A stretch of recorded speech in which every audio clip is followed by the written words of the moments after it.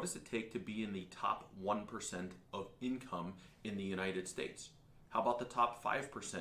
You hear a lot about income levels and the top 1%, the one percenters. What does it actually mean to be in the top 1% of income? I did a little bit of digging. I'll share it with you right now. I'm Antonio Cibella with Vision Wealth Management. Welcome back to our latest video. We're talking income today, specifically what kind of income do you have to be in the top 1% nationally, as well as I'll break down kind of the highest state, the lowest state, and some of the spots in the middle. How about the top 5%? And then I'll wrap up. I'll give you a couple of interesting facts that I found about income and taxes in the United States. So here we go. Nationally, what does it take to be a top 1% income? The answer is $597,000. $597,000 a year of household income gets you into the top 1% nationally.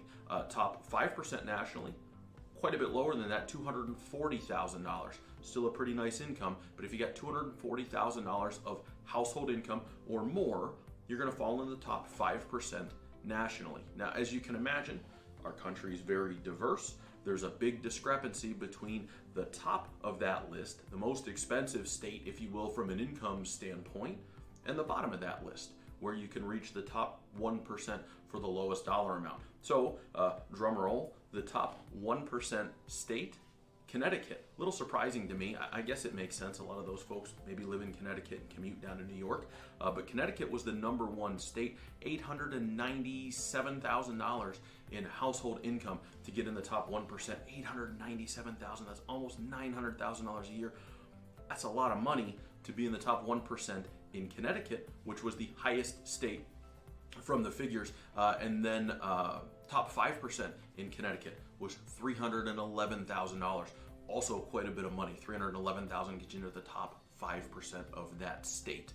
Not surprisingly, the coasts were the most high income areas, the most expensive, if you will, to make the list of getting into the top 1%.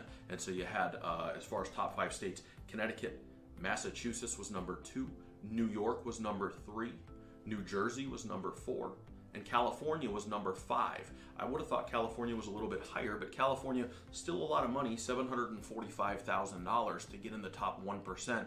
That ranks 5th overall. So I guess just looking at the map, there's a high concentration of those top 1%ers around the New York area when you start looking at where that is.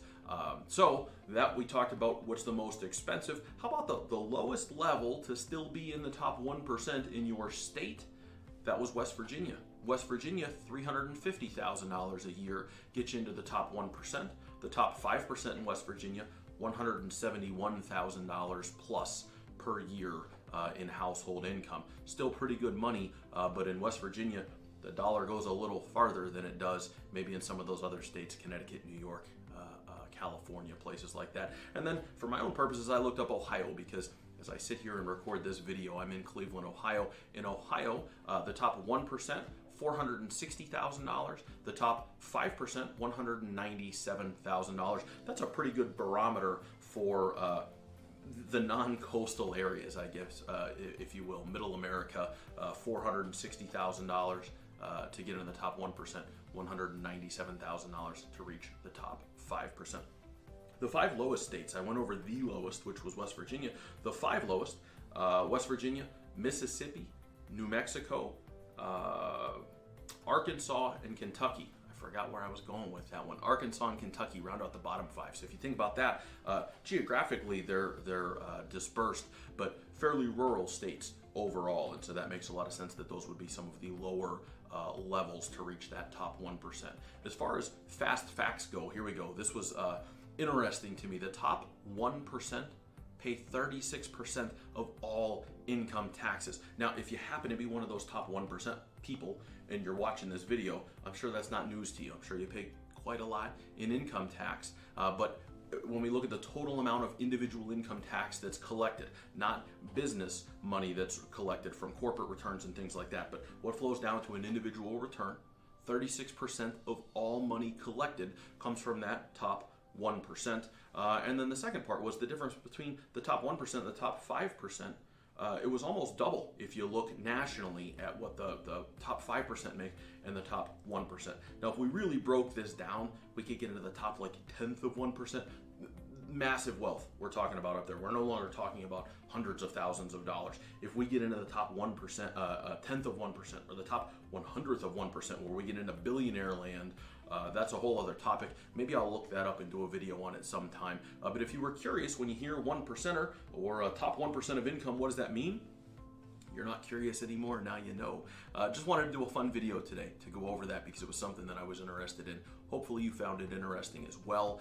If you enjoyed the video, go ahead and subscribe to the channel. Check out some of the other stuff. We got a lot of good stuff out there in regards to financial planning and retirement planning in particular. I thank you for being here. I hope you learned something, and I'll see you soon.